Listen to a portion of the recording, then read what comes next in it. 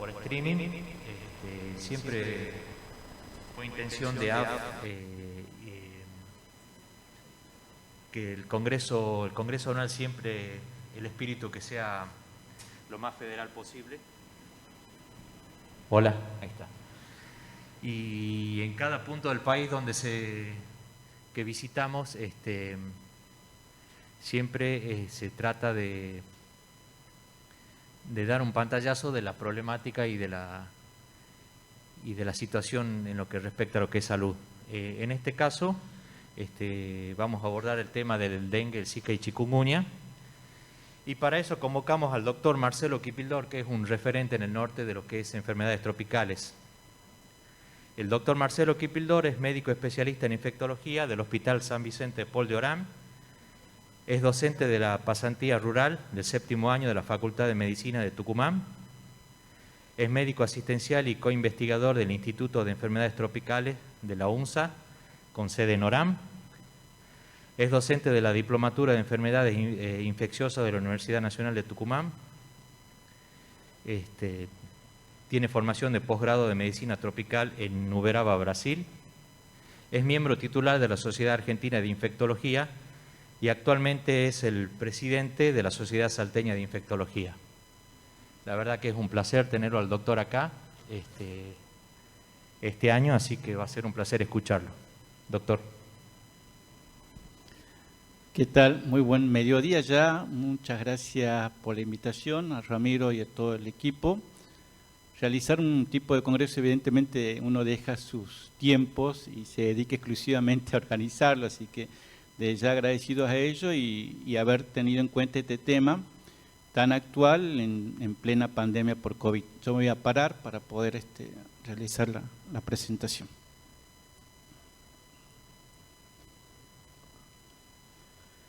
El tema puntual es qué debemos saber sobre dengue, zika y chikungunya, que es el tema que vamos a tocar. Y fundamentalmente cuando yo voy a estos lugares, lo que hago es presentarme. Yo trabajo actualmente en el Hospital de Orán. El Hospital de Orán se encuentra situado a 300 kilómetros de lo que es Salta Capital.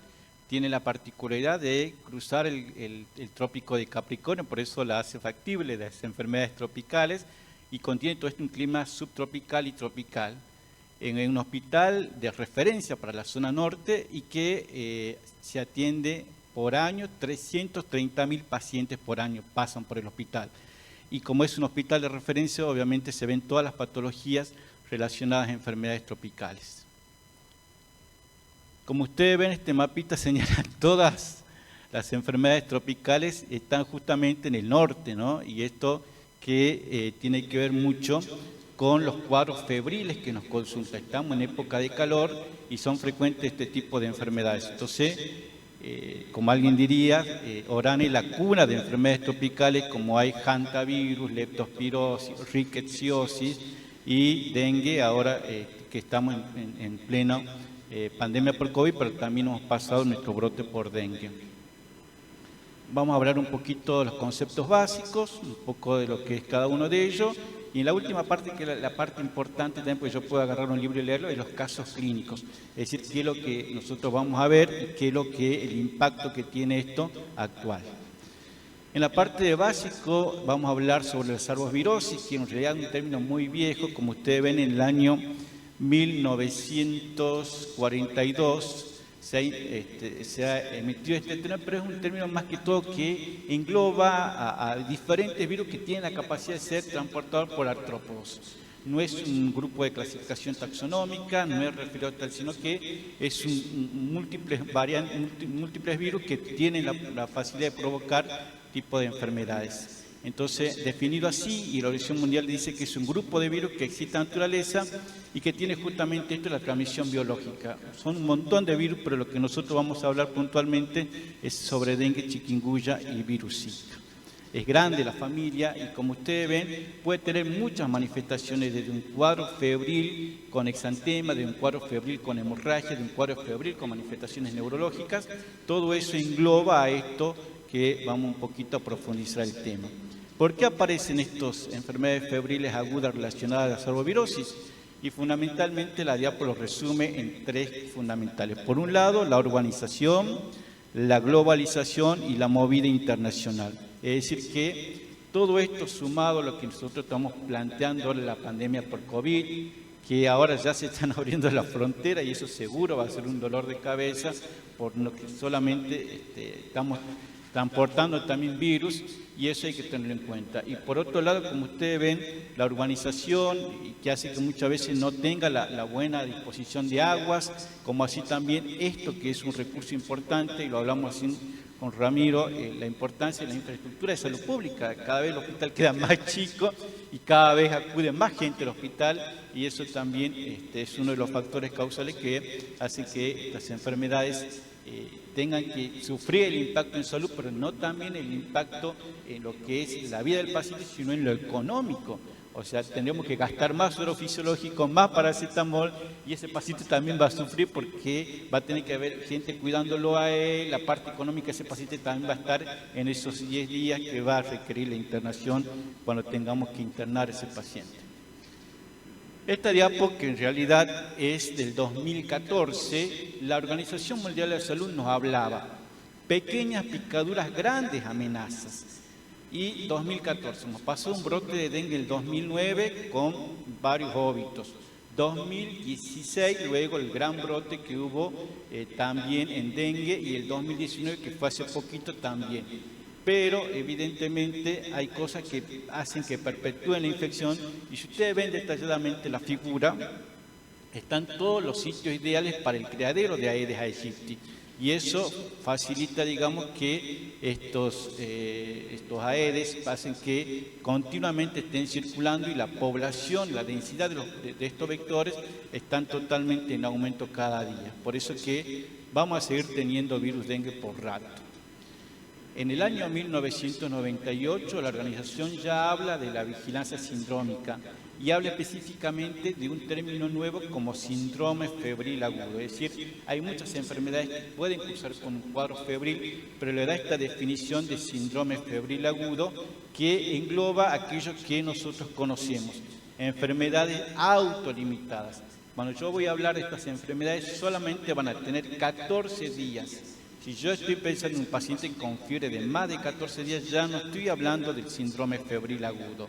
No llevan a la cronicidad, la restitución, y en algunos pacientes vuelven a tener una vida totalmente normal, pero otros pacientes quedan con secuelas, así como nos enseñó la pandemia de COVID, que quedamos con el post-COVID. Hay muchos pacientes que quedan post-dengue con un cuadro crónico de dengue, que después ya vamos a explicar por qué lo producen. Pero también tiene el espectro de tener una etiología bastante en cuanto a referir a qué tipo de enfermedad estamos hablando, y sobre todo tiene esto lo que es un curso bifásico. ¿Por qué decimos bifásico? Porque tiene que ver mucho con estas dos semanas. La primera semana de bacteriemia, viremia y parasitemia, y la segunda semana que es la respuesta inmune. Por eso en la anamnesis, charlando con el paciente, uno tiene que preguntar cuándo comenzó la fiebre. Y a partir de allí comienza nuestro andar en estos cuadros febriles agudos. Es decir, que en la primera semana de fiebre yo voy a tener y poder diagnosticar con PCR un virus dengue a tiempo, pero ya en la segunda semana ya me va a quedar únicamente lo que es la respuesta inmune. Por eso, cuando nosotros abrimos el consultorio de febriles, tratamos de que el paciente especifique bien qué día estamos del cuadro febril y qué otros síntomas más se agregaron. Y para hacerlo más claro lo que es el síndrome febril agudo, se define como aquella persona que tiene fiebre de menos 7 días de evolución, con dolor muscular, con dolor de cabeza, con dolor muscular, pero que no tenga compromiso de vía aérea superior. Es decir, que las laringitis, otitis, sinusitis no entrarían en el febril agudo, ni tampoco una gastroenteritis o algún cuadro de una infección urinaria no entraría.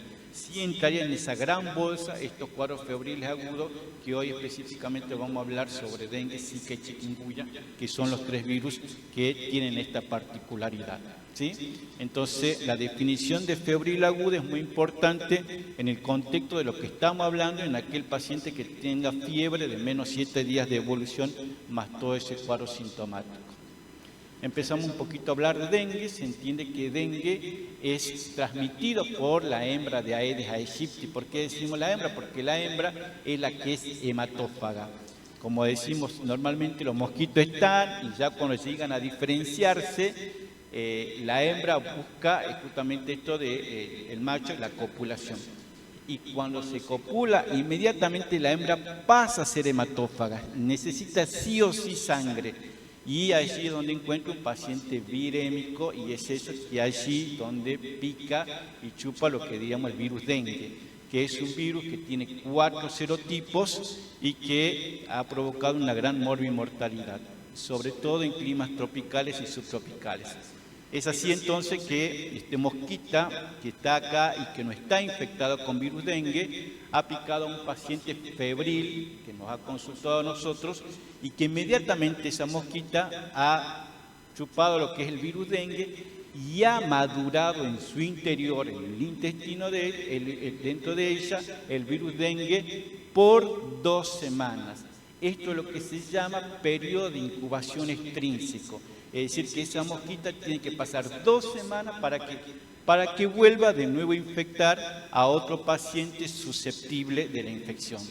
¿Y por qué lo tengo que saber? Porque esto es muy importante saberlo, porque si yo hoy veo un familiar con virus dengue, tendré que volver a las 2 semanas posteriores para ver si no hay alguien más en familia, si se ha infectado con virus dengue y si esa mosquita ha madurado virus dengue y ha picado. Entonces, por ahí, en la parte epidemiológica nos quedamos cortos, vemos al paciente, pero no volvemos a la consulta dentro de 2 semanas, donde puede ser factible que aparezcan más casos de dengue. Y una vez que ha picado, evidentemente salta nuestro sistema inmune y todo lo que muchas veces tiene que ver el compromiso primero linfático y luego generalizado en forma sistémica y dinámica, porque va a comprometer varios órganos. Las células primeras, nosotros que son las células de la piel, responden y luego emiten todo lo que es la formación y la cascada inflamatoria con lo que es la formación de anticuerpos a partir del 7º día, como lo hemos aprendido en el síndrome febril aguda, a partir del 7º día, la parte de higiene. Cuando nosotros hablamos de esta clasificación de virus dengue, antes, lo que veníamos estudiando en el 2002, cuando la doctora Falco me hacía preparar la monografía de virus dengue y que no había todavía dengue en Salta, conocíamos como el dengue clásico y el dengue hemorrágico. Y eso quedó hasta el 2009, donde un grupo de países donde es endémico para dengue, Argentina todavía no se considera endémico para dengue, ocurrió esa reunión y se hizo la nueva clasificación, que es dengue sin signo de alarma, dengue con signo de alarma y el dengue grave. Y como se resalta en la diapo, es muy importante que nosotros sepamos los signos de alarma. Esos signos de alarma que uno lo ha puesto a propósito con todo este color rojito, son aquellos pacientes que se van a complicar y van a morir por dengue. Y por eso es que hay que estar atentos a estos signos de alarma que son dolor abdominal, vómito persistente, letargia, algún sangradito que pueda tener y sobre todo la letargia y la intranquilidad que tiene este tipo de pacientes. Por eso es muy importante saberlo para evitar la aparición de dengue grave. Entonces, entendiendo así, vamos a explicar lo que es y comúnmente se dice, te picó una vez virus dengue, ¿podés tener segunda vez dengue? Sí lo podés tener, porque recordemos que son 4 serotipos. Y cuando la segunda vez mucho más agresivo, sí es. ¿Pero por qué? Porque se explica a través de esta teoría, que es la teoría de Halstead, que es la amplificación de virus dengue. Si yo ya tenía anticuerpos con virus dengue, serotipo 1, pongamos, circula un serotipo 2 e inmediatamente resalta todo esto, la fijación de complemento, la presentación y toda la cascada inflamatoria que hace que tengamos más viremia y mayor compromiso de órganos de virus dengue. Pero bueno, hecha la ley, hecha la trampa. Yo puedo tener un dengue grave en la primoinfección. Es decir, que mi respuesta inmune en la primoinfección puede ser mucho más agresiva y es por eso que en los últimos brotes, en la gente que no había tenido dengue, por ejemplo, la población adolescente, hicieron formas más graves de dengue porque era su primoinfección. y no obstante están las dos teorías la teoría de Schallister que habla de la inmunoamplificación. Entonces vamos a definir cómo es dengue. Es una enfermedad sistémica, dinámica, que tiene formas graves y no graves, que tiene un periodo de incubación de 4 a 10 días y que tiene 3 etapas: la febril, la clínica y la recuperación. Pero ante todo debemos saber que es el dengue una sola enfermedad. La mayoría lo hará en forma sintomática, algunos pacientes lo harán en forma moderada, pero hay un grupo de pacientes, un 15% de pacientes, que va a ser la forma grave de la enfermedad. Pero muchas veces podemos ver en la familia que algunos tienen síntomas y otros no, pero esto en la forma de la respuesta inmune que uno pueda tener, ¿sí? Y también mucho tiene que ver con lo que es la circulación de virus. Nuestra experiencia nos enseña que el serotipo 1 es un serotipo muy agresivo para el norte. Y los libros que dicen, no, el serotipo 2 es mucho más grave, da más hemorragia, bueno, no. Para nosotros el serotipo 1 sigue siendo el más agresivo por la carga viral que pueda tener el paciente y sobre todo la respuesta inmune. Entonces vamos un poquito a ver cada una de ellas. La primera etapa es la etapa febril, y es justamente esto la característica: mucha fiebre, 40 grados de temperatura, la famosa fiebre quebranta hueso y no se puede levantar de la cama, que por eso muchas veces el paciente no acude a la consulta, y que están esos en los 3 a 4 primeros días. Esto es muy importante de los días que yo le contaba, porque es la forma que el paciente nos va a ir visitando en la consulta. En esta primera etapa puede aparecer el exantema, y recuerden que esta etapa también es virémica. Entonces sí o sí va a hacer falta que los servicios de salud tengan el tool, porque al captar ese paciente virémico, al tener una hembra Aedes aegypti, eso inmediatamente puede transmitir virus dengue y ocasionar un dengue hospitalario, ¿sí? Eso hay que tenerlo muy bien en cuenta. Estamos en la etapa febril, no nos olvidemos, y ese paciente puede seguir 3 categorías, 3 caminitos. Uno, paciente que siga la buena evolución y no presente los signos y síntomas de alarma. La otra evolución, que puede hacer pequeñas manifestaciones de hemorragias graves, y la otra forma que puede hacer lo que nosotros tememos, que es el dengue grave, es decir, que puede llegar a concluir. ¿Se acuerdan cuando yo hablaba del porcentaje? Solamente un 10 a un 15% va a realizar las formas graves de enfermedad. Bien, estamos en la primera etapa, la etapa febril. Pasemos a la etapa crítica. La etapa crítica justamente se llama así porque suele aparecer lo que es los signos y síntomas de alarma, que no es nada menos y nada más que la extravasación plasmática que se produce. Dolor abdominal, vómito persistente, letargia, intranquilidad, y que todo tiene una definición en este cuadro. Son 3 entidades de dengue grave. Por un lado, la extravasación plasmática. Por otro lado, lo que nosotros conocíamos en la antigua clasificación de dengue hemorrágico, y la otra clasificación, que es la visceralización de virus dengue. Entonces, cuando nosotros vemos el 15% de esos pacientes, pueden llegar a tener esta evolución en el cuadro clínico en la etapa crítica, del 4º al 6º día. Por eso es muy importante los signos de alarma. Esos signos de alarma que no hablan de lo que es el escape que se produce en lo que es la infección del líquido. Hay una trasudación. Yo generalmente siempre, a ver si me ayuda Ramirito, por favor, venía acá un ratito. Yo siempre le explico que la trasudación plasmática se debe entender de esta forma. Pongamos, este es un vaso sanguíneo, ¿sí? Lo que hace el virus dengue es alterar la pared de este vaso sanguíneo y la altera en su endotelio. Le produce así como que si yo produjera muchas pinchaduras acá, y eso hace la extravasación plasmática. Y eso es lo que nosotros vemos en el paciente: el derrame pleural, el derrame cítico y hasta el derrame pericárdico. Porque justamente tiene esa afinidad por el endotelio, y al destruir el endotelio produce esto, ¿sí? También, nos fuimos mucho, pasos rápidos. Estábamos acá, ¿sí?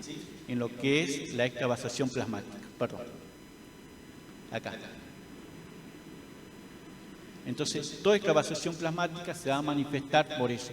En algunos pacientes se puede ver algunos edemas periféricos, pero la extravasación plasmática va a estar dada por eso, por la acumulación de líquido en el tercer espacio. Y eso ya está indicando el primer síntoma de alarma, que es, hasta el momento, el dolor abdominal. ¿Y por qué el dolor abdominal? Porque se distiende la panza, se distienden los intestinos, puede distenderse la vesícula y similar un abdomen agudo quirúrgico. Fíjense en qué tan grave en esta etapa crítica de la enfermedad. Y la explicación es esta, por la extravasación plasmática. La otra, que es la que tememos todos, son las grandes hemorragias que tienen los pacientes. Hemorragia digestiva baja, hemorragia digestiva alta, ginecorragias. Por eso es muy importante en la anamnesis. ¿Estás menstruando? ¿No estás menstruando? Porque es un parámetro de signo de gravedad de virus dengue en lo que es la infección por virus dengue. Y también acá explicaríamos la plaquetopenia. ¿Se acuerda que cuando se altera el endotelio también caen las plaquetas? Y al caer las plaquetas se acumulan y caen las plaquetas. Y la otra explicación de la plaquetopenia es que el virus hace una viremia y pone un freno a la médula. Y al frenar la médula, ¿qué pasa? No forma los glóbulos blancos, no forma las plaquetas y así sucesivamente. La actividad del virus es bastante interesante en su viremia. Y la tercera que dijimos que es la visceralización. Es decir, que la idea que nosotros tengamos que el dengue solamente las manchitas, no, ni la picazón, no. Tiene este compromiso que en un 15% lo podemos ver. Formas digestivas, como son las formas de hepatitis grave por virus dengue, con GOT, con GPT más de 1000, con las formas de encefalitis, las meningoencefalitis por virus dengue, también hay que tenerlo en cuenta.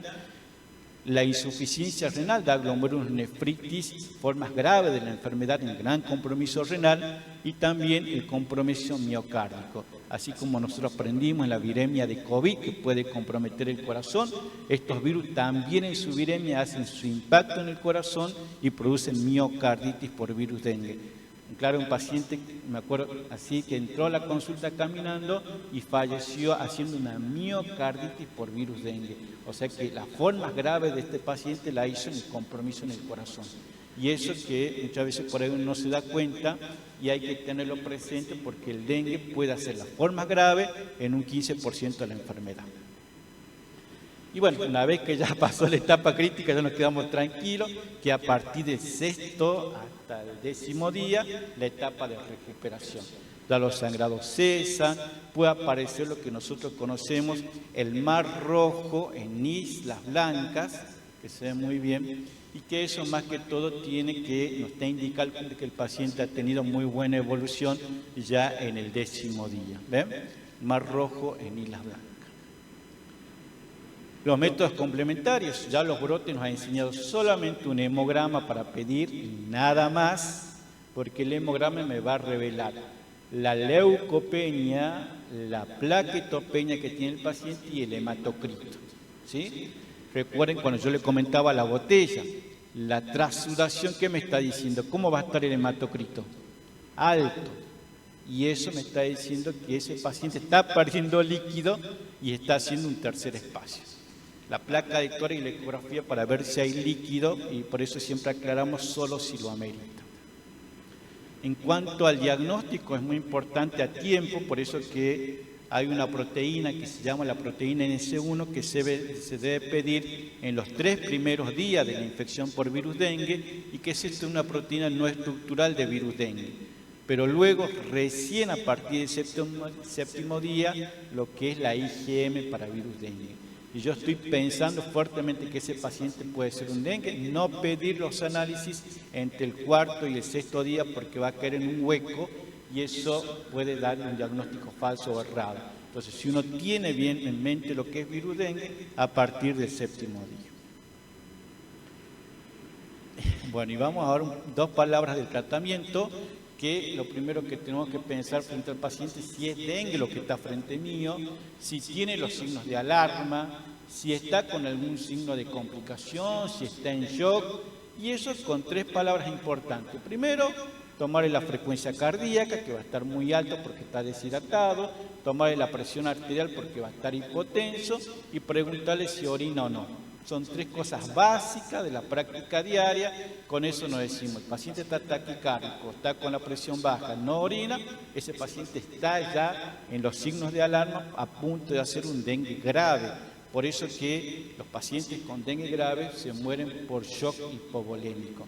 Como diría Eric Martínez, un cubano, un médico cubano, no se necesitan grandes terapias como ahora, ni necesitan respiradores como ahora, sino que solamente con tomar la presión y la frecuencia cardíaca y preguntarle cuánto orina, listo, yo me estoy situando que ese paciente está haciendo o no un dengue grave.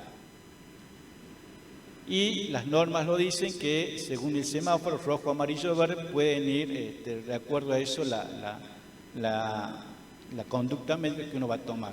Fundamental, el grupo A son aquellos pacientes que tienen que tener muy buena tolerancia al líquido, porque dijimos que los pacientes mueren deshidratados. Entonces, muy importante que el paciente tome líquido en todas las formas que ellos quieran, gelatina, caldo, menos las alcohólicas, todas las bebidas que ellos quieran, que puedan ser hidratantes y que puedan evitar el shock hipovolémico, ¿sí? Reposo y sobre todo el paracetamol que siempre indicamos, 500 cada dosis. Esto del 500 cada 6, no lo digo yo, lo dicen los libros, que tiene que ver mucho en no aplicar ningún otro AINES, ni dipirona, ni ibuprofeno, ni diclofenac, y este estudio que está acá habla del efecto que tiene la dipirona, la administración de dipirona en pacientes con dengue grave se asocia a un aumento del riesgo de mortalidad. ¿Pero por qué? Porque acuérdense que son estos que facilitan la hemorragia. Si yo lo que quiero evitar es un dengue hemorrágico, no puedo administrarle dipirona. Está contraindicada la dipirona y todos los AINES. Hasta el momento el paracetamol sigue siendo la droga de elección. Algunos dirán, pero hay literatura que habla de hepatotoxicidad por paracetamol. Nosotros hemos pasado 3 brotes y a todo el mundo le hemos dado paracetamol y ninguno hizo un trasplante hepático, nadie requirió que sea afectado por paracetamol como droga, ¿no? O sea, uno en la experiencia lo ve y hasta el momento, por lo menos nosotros, está contraindicada la dipirona, igual que los corticoides, en el tema de virus dengue. Solamente paracetamol y mucho líquido. Esto va a ser el grupo A. El grupo B son los pacientes que van a requerir internación y son aquellos pacientes que tienen los signos de alarma. ¿Recuerdan? Dolor abdominal, vómito persistente, letargia, algún sangrado, todo eso. Todo lo que me está diciendo esos signos de alarma es que al paciente le falta líquido y hay que darle volumen. Y en cuanto al líquido volumen, se dice muy bien que las soluciones que uno debe ocupar son las soluciones cristaloides. Ustedes mejor que yo saben la solución fisiológica y el rigel lactato, que son las 2 soluciones que hidratan. Nunca destroza el 5% porque eso uno lo pone inmediatamente va al extravascular y lo que va a hacer va a agravar más al paciente. Y los coloides se lo deja exclusivamente en algunas situaciones particulares. ¿Por qué? Porque los coloides, ¿qué es lo que hacen? Poco volumen y mayor expansión. Eso es lo bueno de los coloides. Hablamos de Destran, hablamos de las soluciones gelatinadas, que son exclusivamente los que nosotros vamos a ocupar en aquellos pacientes que requieran unidades de cuidados críticos. A ellos sí podemos tener guardaditos su gelatina, su Destran, el 40%, porque son pacientes que ya van a estar en unidades de cuidado intensivo y lo que queremos justamente es evitar la sobrehidratación, porque eso llevaría a encharcarlo más al paciente en cuanto a la reposición del líquido. Por eso, siempre tener en nuestra farmacia paracetamol, soluciones fisiológicas, rigel lactato y para terapia intensiva Destran o soluciones gelatinosas, que son las soluciones que con poco volumen dan mayor expansión. Y es lo que nosotros queremos justamente en el cuadro de virus dengue, en la forma grave de la enfermedad. ¿Qué hay de nuevo en dengue? Hasta el momento lo que sabemos es que existe la transmisión transovárica. Es decir, que la hembra que dejó los huevitos y nadie limpió el fondo de su casa con virus dengue, va a transmitir a sus hijos dengue. Así, tal cual. Es decir, que la hembra que dejó 600 huevecillos puestos y que nadie limpió el fondo de la casa, va a tener hijos con virus dengue. Lo dice esta literatura y lo decimos nosotros que pusimos ovitrampa en el hospital. Recolectamos las ovitrampas, mandamos a tipificar y dentro de esos huevecitos estaba el DEN1. Así que es otro tema de las ovitrampas que después yo lo voy a comentar, pero uno puede colocar ovitrampa en su casa, ver cuando la hembra coloca los huevecillos y luego ver si esos huevecillos ya están infectados con virus dengue, que es un seguimiento que me está diciendo que en la casa futura voy a tener virus dengue si se dan todas las condiciones, si le proveo de agua, si le doy las condiciones ideales para que ese huevo pase a larva, pupa y luego a los 10 días sea una mosquita adulta contagiando ya virus dengue. Esto es un detalle muy importante que hay que tenerlo porque están las evidencias científicas, ¿no? Lo otro que hablamos y que se empezó a hablar hace mucho es el tema de, el tema de la genotipificación. Es decir, que cada serotipo tiene un genotipo diferente. Ya sea el genotipo particularmente el americano, el oeste o el asiático, está señalado así con estrellita porque le pregunté a Nené Garay, que es nuestra referente en Salta de la serotipificación de virus dengue, y la genotipificación también es muy importante porque es a medida que los virus nos van visitando, saber qué genotipo está circulando. Como yo le comentaba en los brotes 2009, 2016, 2019 fue el serotipo 1 y fue muy agresivo a diferente de otros serotipos circulantes. Bien, entonces es lo nuevo, un detalle en la genotipificación. El otro detalle que se habló el tema de vacunas para dengue. En vacunas para dengue hay dos vacunas que están aprobadas. Primero, una que está aprobada por la ANMAT, que es la Dengvasia. La Dengvasia es una vacuna por Sanofi Pasteur, que al principio fue buena, pero como toda vacuna, evidentemente luego se va viendo los efectos que pueda tener, no tuvo buena repercusión, solamente ahora la indicación de Dengvasia está indicada en lugares endémicos para virus dengue y sobre todo en aquellos pacientes que han tenido virus dengue poder colocarse la vacuna. Pero quedó ahí, quedó frenada, y hasta el momento no se volvió a decir más nada de la nueva vacuna esta de Dengvasia. Lo que sí está teniendo mucho ruidito ahora, y me han hablado del laboratorio Takeda, que es una vacuna china, la vacuna Takeda y el laboratorio Takeda, que también está teniendo muy buenos éxitos. Como ya todos hemos aprendido algo de vacuna en estos tiempos de COVID, esta vacuna está en la fase 3, ya estaría en la última fase, con muy buena eficacia, muy buena seguridad esta vacuna, y muy pronto capaz que esta sea la que esté en el mercado, la vacuna Takeda, que es la que es una parte del serotipo 2, que allí donde fue separando para los otros serotipos. En cambio, la vacuna esta de Dengvasia fue de una partecita del virus de la fiebre amarilla, como todos estos arbovirus se parecen, una partecita de fiebre amarilla se hicieron a partir de allí para los otros serotipos, los 4 serotipos. Y para lo que es la vacuna de Takeda, fue del serotipo 2, de allí empezaron a aislar para los otros serotipos, por eso es una vacuna que va a andar muy bien para los 4 serotipos. Bien, terminando ya un poquito de la parte teórica de dengue, vamos a hablar de parte de chikungunya, que chikungunya es lo que nosotros conocemos, el idioma macón del caminante doblado, que suele dar muchas artritis, a diferencia de lo que es dengue, y que suele dar artralgia. Esta diapo parece muy graciosa, pero porque los pacientes que padecen chikungunya, y si alguno de ustedes familiar ha tenido, quedan invalidantes por 6 meses a 1 año, porque este virus deja lo que es la tenosinovitis en las formas graves de enfermedad. Entonces, al margen de ser una enfermedad emergente, que es primo hermano de virus dengue y que se originó también, igual que virus dengue en Sudáfrica, también tiene esta particularidad de provocar estas artritis transmitidas en la forma selvática a través de Aedes furcifer, pero cuando ya entramos en la parte urbana, Aedes aegyptis es el que transmite la infección por virus chikungunya. Cabe destacar que el virus chikungunya tiene un solo serotipo, como lo explica muy bien, y tiene 3 genotipos. El que nos visitó en el primer brote de chikungunya que hemos tenido fue el asiático americano, que se ha tipificado. A igual que virus dengue, igual que virus Zika, provoca esto. ¿Se acuerdan? Les comentaba que la hembra hematófaga demoraba 2 semanas en madurar virus dengue. Acá también. La hembra que ha picado a un paciente con virus chikungunya demora en su intestino en madurar virus chikungunya 2 semanas. Es decir, que también vamos a tener que verificar esos pacientes que tuvieron virus chikungunya en su casa en 2 semanas y ver si alguno de ellos tiene la enfermedad por virus chikungunya.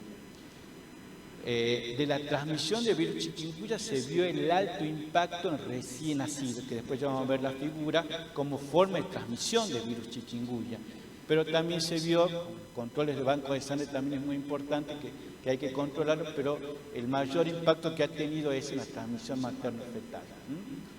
Y acá el tropismo que tiene virus chikungunya es fundamentalmente en los condrocitos, por eso el caminante doblado, por eso el paciente que tiene mucho dolor articular, si bien puede hacer la viremia como lo hacen los otros virus, pero tiene más el impacto esto del caminante doblado.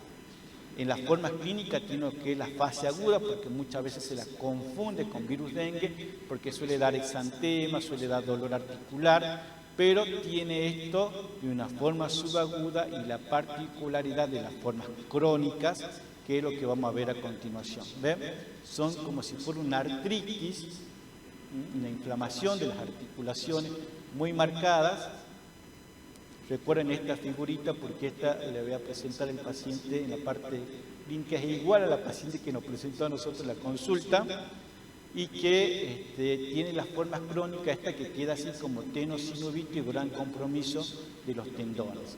¿Por qué le decíamos que virus chikungunya es fundamentalmente en la transmisión materno-infantil? Porque suele dar unas formas graves en los recién nacidos y es lo que se llama los niños o niños de goma, porque nacen tan artríticos, tantas inflamaciones articulares, que uno puede pensar una infección por Staph, una sífilis congénita, pero es fundamentalmente en esto que es lo que suele presentar los niñitos de transmisión vertical por virus chikungunya.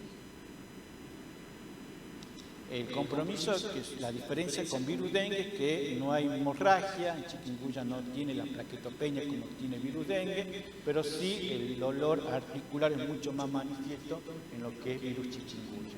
El diagnóstico también cambia un poco, tenemos más tiempo de hacer una PCR hasta el 7º día, pero la respuesta inmune también va a estar dada entre el 4º y el 5º día. En cuanto al tratamiento, no existe ningún tratamiento, solo paracetamol y bueno, cuidarnos de los Aedes aegypti, la ropalar, el repelente, que también es muy importante. Y en la etapa crónica, que es lo más grave que deja virus chikungunya, es la tenosinovitis. Entonces allí ya tenemos que recurrir al reumatólogo o recurrir a fisioterapia, porque quedan con los tendones comprometidos. Mucha tenosinovitis. Yo de los casos que he visto quedó un agente sanitario muy invalidante por la frecuencia de estas secuelas que suele dejar y que por lo menos hasta ahora los estudios demoraron 2 o 3 años con las secuelas por virus chikungunya. Y aquellos pacientes a quienes internamos, fundamentalmente aquellas mujeres que tienen el último trimestre recién nacido, que uno lo tenga que controlar, aquellos pacientes que tengan las formas neurológicas, la edad menos de 1 año y mayores de 60 años, y las manifestaciones típicas en su viremia, miocarditis por virus chikungunya, también amerita internación. Hasta el momento no hay vacuna para virus chikungunya, solamente lo que es la prevención. Y sobre todo en aquellas mujeres embarazadas, tener el riesgo de contraer virus chikungunya.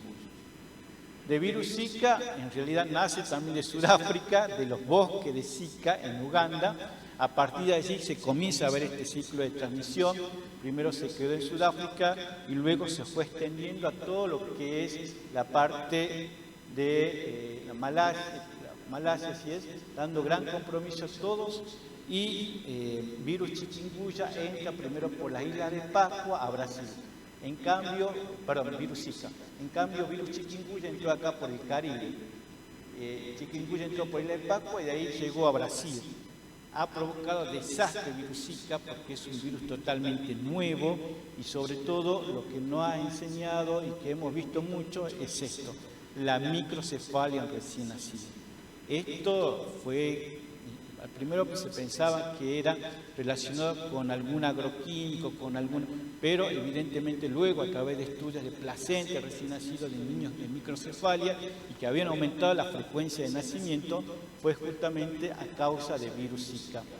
Y también este virus es un virus netamente neurotrópico, es decir, que también vamos a tener manifestaciones neurológicas por virus Zika. Como lo mismo que hablamos hace un rato, también tiene esto, ¿no? Del periodo de incubación extrínseco, o sea, pica 2 semanas, madura virus Zika e inmediatamente vuelve a madurar, a contagiar esa hembra de Aedes aegypti. Entonces, en virus Zika es importante aclarar la forma de transmisión de Aedes aegypti, la transmisión materno-fetal que ocurre en el primer trimestre, por eso es la microcefalia que suelen aparecer, la transmisión por vía sexual, porque virus chikungunya también está dentro de virus Zika también está dentro de las infecciones de transmisión sexual. Estos fueron el primer caso que fue en Córdoba, en Argentina, el primer caso de virus Zika por vía sexual. Y la otra forma de transmisión, que es la vía sanguínea, que todavía no está dentro de los reglamentos obligatorios en lo que es la serología de sangre para virus Zika. Bueno, recordar que virus Zika es lo que es la famosa fiebre con conjuntivitis catarral. Es decir, aquel paciente que tenga el exantema, más fiebre, más conjuntivitis catarral, uno deberá pensar en virus Zika. Un poco de los diagnósticos, fundamental saber que virus Zika se puede detectar hasta la orina, se puede hacer una PCR hasta los 14 días o 15 días y se puede detectar virus Zika, y la parte de serología, es decir, como ustedes ven, a partir del 6º o 7º día en adelante. Los casos sospechosos, generalmente los casos febriles, que uno debe pensar, que tenga la conjuntivitis catarral y que tenga el exantema, deberíamos pensar lo que es caso de parásitos. Y bueno, allí está la diferencia de estos 3 virus que les acabo de hablar. Fiebre, casi todas tienen fiebre, las artritis recuerden más para virus chikungunya, pero lo que es la conjuntivitis y el rash maculopapilar son específicamente de virus Zika, mucho más la conjuntivitis catarral específica para virus Zika. Bien, eso es la parte teórica. Vamos un poco ya a contar qué es la práctica diaria en nuestro hospital. Como yo le comentaba, vivo en una zona tropical, entonces todos los años nos tenemos que preparar frente a estos cuadros febriles agudos. Entonces se elabora y se escribe un plan de contingencia para estas enfermedades. Es decir, ¿qué es lo que yo voy a hacer? En este caso, el Ministerio todos los años nos exige, desde el 1 de noviembre hasta el 31 de mayo. Bueno, ¿qué va a hacer usted en estos meses? Se escribe el plan de contingencia y bueno, en la primera parte la etapa prebrote, es decir, ¿qué es lo que yo voy a ir haciendo en etapa prebrote? ¿Y qué le va a pasar si entra en etapa brote? Entonces se elabora ahí y se ponen las acciones que se va a seguir. Fundamental, el consultorio de febril a la cabeza. Es decir, empezar la vigilancia de los cuadros febriles en esta época. Quienes vengan con fiebre, con exantema, con dolor de cabeza, con retrocular, pensar en virus dengue primero. Pero bueno, ¿qué nos pasó este año? ¿Quién estaba? Co-circulando, estaba COVID. Entonces había que ponerse el EPP primero para poder revisar los pacientes con cuadro febril. Cuando circulan virus dengue y virus COVID, se llama sindemias. Es decir, vos tienes 2 virus que están andando en tu zona. Entonces tiene que tener fundamentalmente esto, en plena pandemia, protegernos de COVID. Una vez que ya hemos diagnosticado que no es COVID, listo, buscamos la parte de dengue, o lo que yo le comentaba, hantavirus, leptospirosis o riqueciosis, que puede ser una otra enfermedad aguda, pero fundamentalmente esto que funcionó muy bien en nosotros, y que es la parte de el triage. Lo que están viendo ustedes ahí es el triage, es lo que hace el enfermero o el agente sanitario, todo con el EPP, tomando los signos vitales, fundamental, y después pasa al consultorio. Obviamente todo ventilado, ¿no? Eso es fundamental cuando estamos hablando en plena pandemia de COVID, el tema de la ventilación. Bueno, entonces ahí llenamos una fichita y de allí pasa para ser evaluado por el médico y llena esta fichita de febril agudo, que es fundamental. Le pedimos a los colegas que sea letra clara, legible y saber qué es lo que está pidiendo, porque es fundamental a ver si va a ser dengue o si va a ser hanto o leptospirosis, porque de acuerdo a eso, si nos llega a dar positivo el resultado, tenemos que hacer ya sea el control de foco o ir a visitar a esos pacientes que están con probable dengue. Bien. Bueno, ahora ya circularon los 4 serotipos, pero como yo les comentaba, el que más circula es serotipo 1. Y este año hemos tenido 616 casos de serotipo 1 confirmados por laboratorios de virus dengue. Asociado a COVID, lo que yo he visto fueron 4 a 5 pacientes con dengue COVID. Hemos tenido familia, una familia tenía dengue, el papá tenía dengue porque tenía COVID, entonces era la casa dengue COVID y había que cuidarlo y tratar de evitar que no se complique más, ¿tá? Pero bueno, fue un año totalmente atípico para todos, como ya es de público conocimiento. Bueno, eso, ¿no? Que fue mucho más agresivo, fue mucho dolor de cabeza, mucha hepatitis por virus dengue, que hemos tenido también. Evidentemente el serotipo 1 parece ser muy hepatotropo, pero lo que vimos del 2016 y 2019 fue esto, la secuela con la que quedan los pacientes. Entonces vamos a leer un poco qué es lo que explica. Ya COVID nos había enseñado, pero ya literaturas años atrás hablaban de lo que es el dengue crónico, la discapacidad por dengue. Es decir, aquellos pacientes que quedaban con el cuadro de dolor articular más de 6 meses, con dolor de cabeza, y todo ese contexto implica la discapacidad por virus dengue. ¿Y cómo se explica? Cuando ocurre la respuesta inmune, hay, como dirían los que saben, el tsunami de leuquinas e interleuquinas. Es decir, aquellos pacientes que exageraron su respuesta inmune son aquellos pacientes que van a quedar con estas secuelas. Las arcalgias, las mialgias, el dolor de cabeza. Nosotros hicimos un trabajito de esto en el hospital, en un centro de salud, y vimos que la población había quedado afectada con eso, y empezamos a buscar literatura y, oh sorpresa, encontramos. Cuando vino post-COVID, bueno, ya la teníamos clara que podían dejar secuelas los virus, y bueno, a diferencia es que post-COVID es mucho más agresivo, como lo estamos viendo ahora en el síndrome post-COVID. Bien. ¿Qué más contarles? Bueno, que también así como veíamos chikungunya perinatal, también se ve dengue perinatal. Hemos tenido casos de niñitos con virus dengue positivo y eso se ha hecho motivo de presentaciones, las formas hemorrágicas, con ACV hemorrágico en los niños, pero bueno, esto también hay que tenerlo en cuenta cuando pasan los brotes. Y ojo también que podemos tener un casito de la parte pediátrica. Muchas veces pensamos, doctor, es una reacción alérgica, mire cómo está el niñito, y justamente los cuadros de reacción alérgica están simulando una enfermedad febril. Yo me acuerdo, acá en Tucumán nos contaba el doctor Recupero, no recuerdo en qué barrio, habían tenido una consulta de muchas personas con reacciones alérgicas, pero muchas personas. Entonces a alguien se le presentó algo, no, eso no es reacción alérgica, acá está circulando dengue. Y efectivamente fue un brote por virus dengue. O sea que hay que tenerlo presente en esta época, también pensarlo en lo que es el cuadro por virus dengue. Esto en la población pediátrica. Y esta en la población adulta de una mujer de 31 años que el cirujano la quería operar porque creía que era un abdomen agudo. Pero en plena pandemia, en plena epidemia, un brote por dengue, pedimos el NC1 y el NC1 nos dio positivo para virus dengue. Es decir, que también hay que tenerlo presente en las formas que consultan los pacientes, en las formas de presentación. Esta es una placa de tórax totalmente normal. Hizo el exantema la señora con todo el cuadro clínico y como ustedes ven, no sé si pudieron leer, hizo ginecorragia. Ella nos consulta por hematemesis ginecorragia.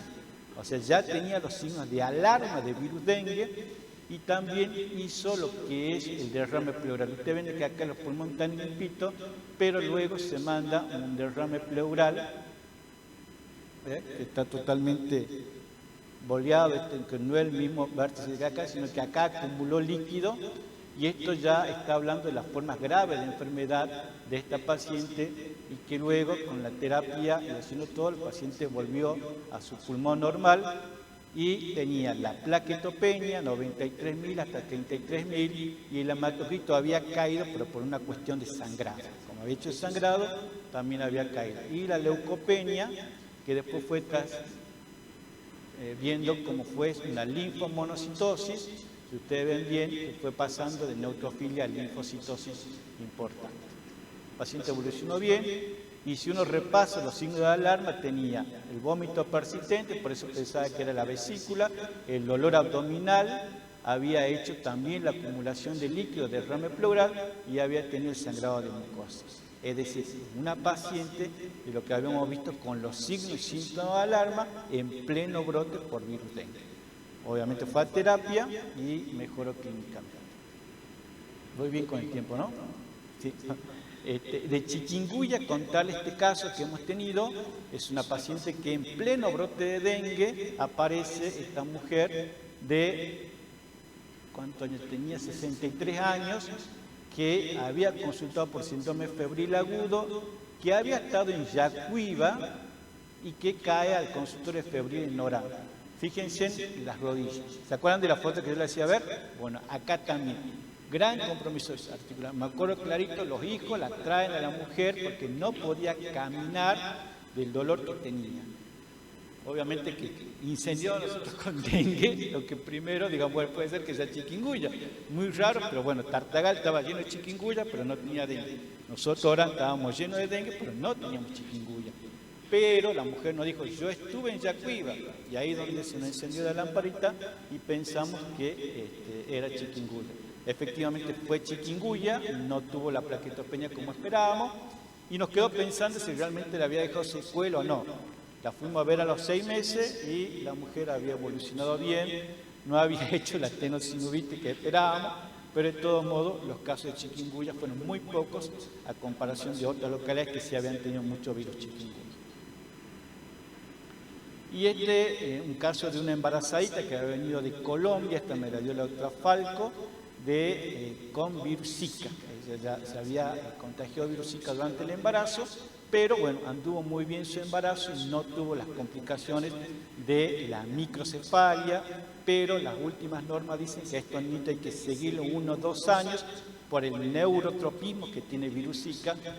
Me acuerdo de 2 congresos anteriores nos hacían ver los colombianos cómo quedaban los niños con síndromes convulsivos o cuadros mucho más graves en los niños nacidos con virus Zika.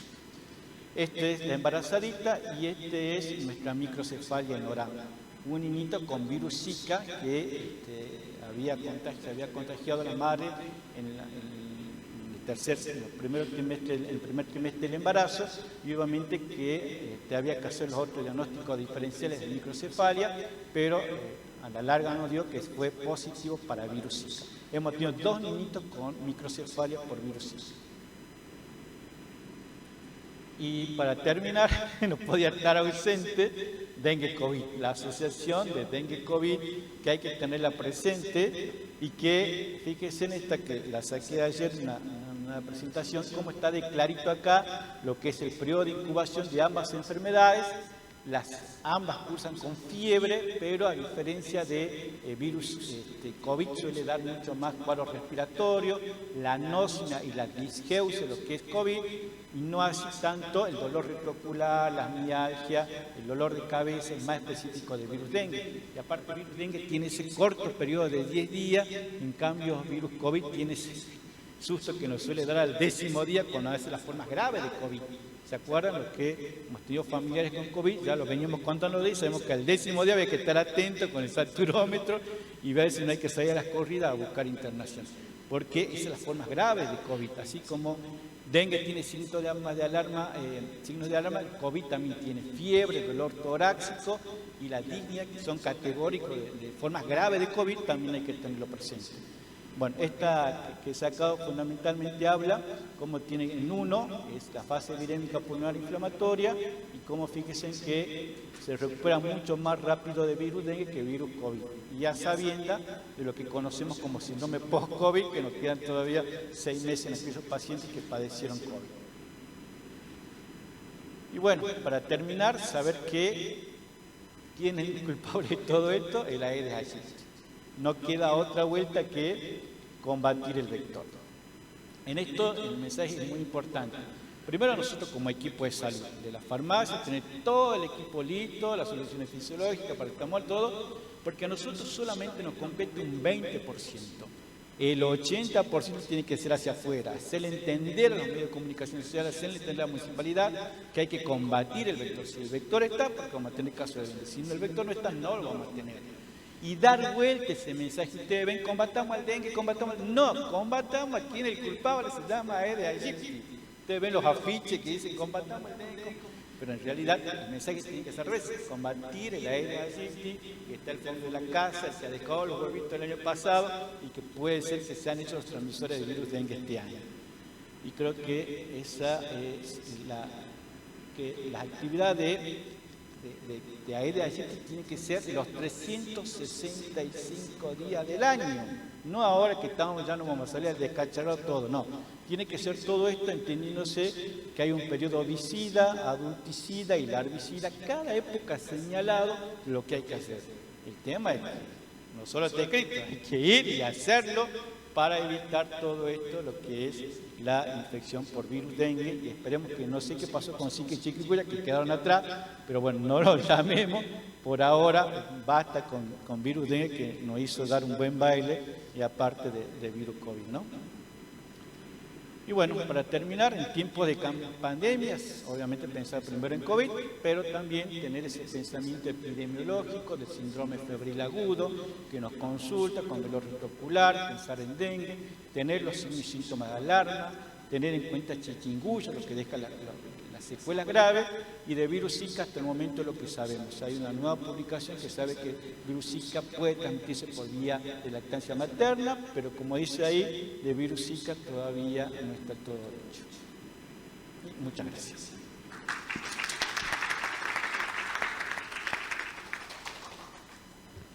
Bueno, muy didáctico, muy claro lo expuesto por el doctor.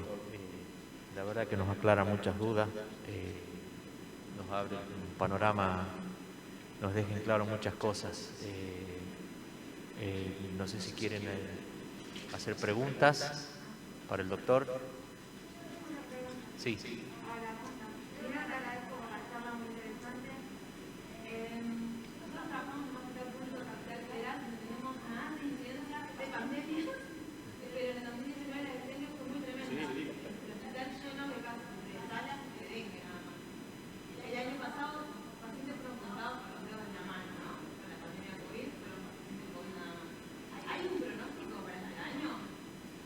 Sí, lo que se prevé es que podamos tener otro brote, que es lo que se está viniendo. Uno siempre toma los parámetros de lo que está pasando en Perú, en que hablábamos, ¿no? Perú, Bolivia, hay que estar atentos con esos países, porque al cabo de 2 o 3 semanas llega a nosotros.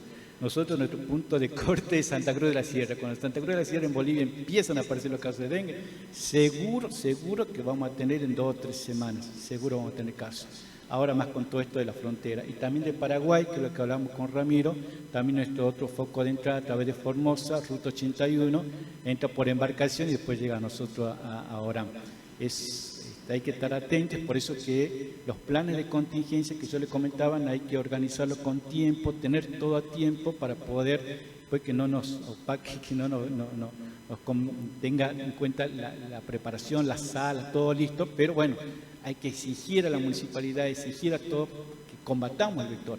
Estamos en época de descacharrado, exigir a la municipalidad, a los entes no gubernamentales que mantengan el fondo de casa limpio, que se haga la vigilancia de Aedes aegypti, que hagan lo que es el IRA, que es el índice de levantamiento que vos tienes de Aedes. Eso es muy importante hacerlo en Buenos Aires, no sé si lo saben hacer, pero es muy importante conocer cómo está tu población de Aedes dentro del lugar donde vos trabajas para predecir según ese porcentaje si vas a tener caso de dengue o no. Eso es muy importante. Sí, Martín. ¿Qué tal? No, por favor.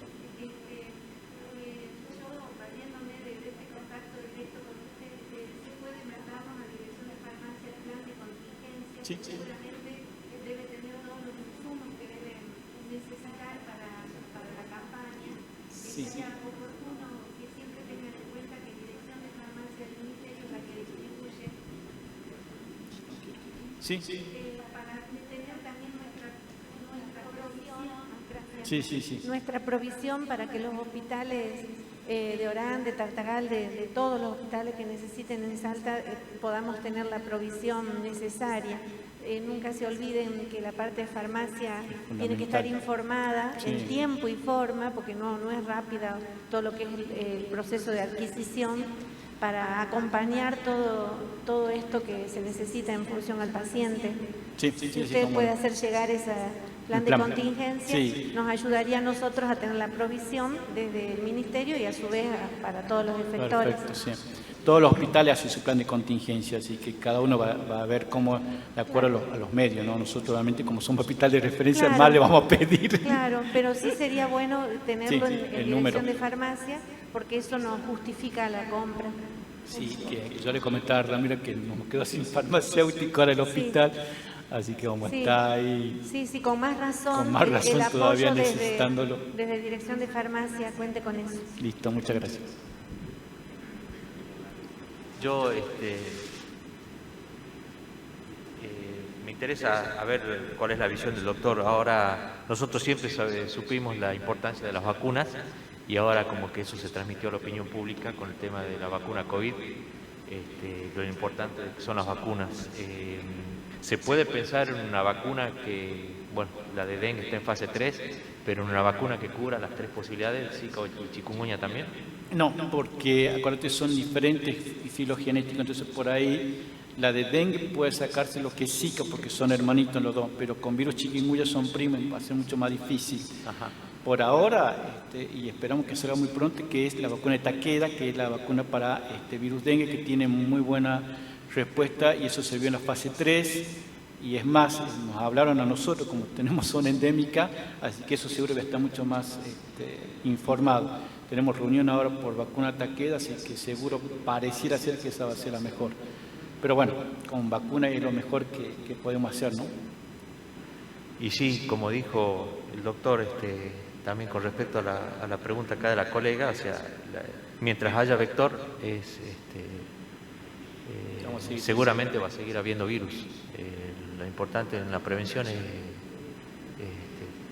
terminar con el vector, es lo que más nos va a ayudar. ¿Algo más? Recordar que se eliminó se eliminó Aedes aegypti, ¿no? Como usted ve en la historia de dengue, se eliminó del 1920 hasta 1970, no teníamos Aedes aegypti, o sea, de que se puede, sí se puede. Entonces la campaña de erradicación de Aedes aegypti es en forma conjunta.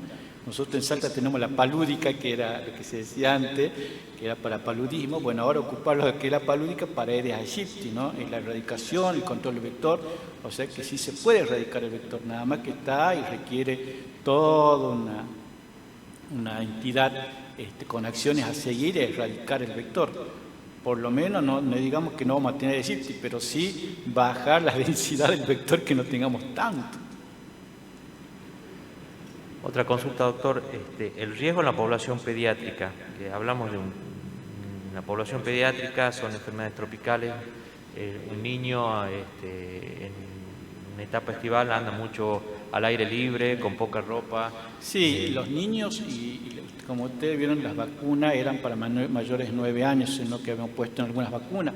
Lo bueno es que los niños no hacen formas graves de enfermedad, generalmente se comportan como asintomáticos. Y es porque muchas veces no está tanta su respuesta inmune como un adulto. Entonces la exageración de la respuesta inmune frente al virus dengue hace que aparezcan las formas graves de enfermedad. Los niños que hemos visto en la práctica con dengue, muy pocos niños se internaron y ninguno hizo las formas graves. Pero sí, bueno, 2 más 2 nunca es 4 en medicina, y hay que tenerlo presente. Bien. ¿Alguien más? ¿Alguna otra duda? Bueno, nuevamente agradecerle al doctor, la verdad que muy didáctico, nos deja un panorama muy claro a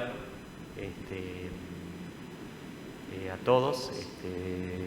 Agradecerle al doctor, como dije al principio, es un lujo tenerlo, escucharlo, y así que ojalá que próximamente también podamos tener en otras ocasiones, contar con el doctor, así que espero poder invitarlo nuevamente, doctor. No, muchísimas gracias a ustedes. Recordar que los farmacéuticos forman parte del equipo de salud, ¿no? Eso tenemos que entenderlo, y la pandemia nos dio una buena cachetada con eso, ¿no? de que todos somos el equipo de salud, desde el de seguridad, de que limpia. Esta pandemia nos enseñó eso y sobre todo trabajar en equipo, ¿no? Que es muy importante. Muchísimas gracias. Lo despedimos al doctor con un fuerte aplauso.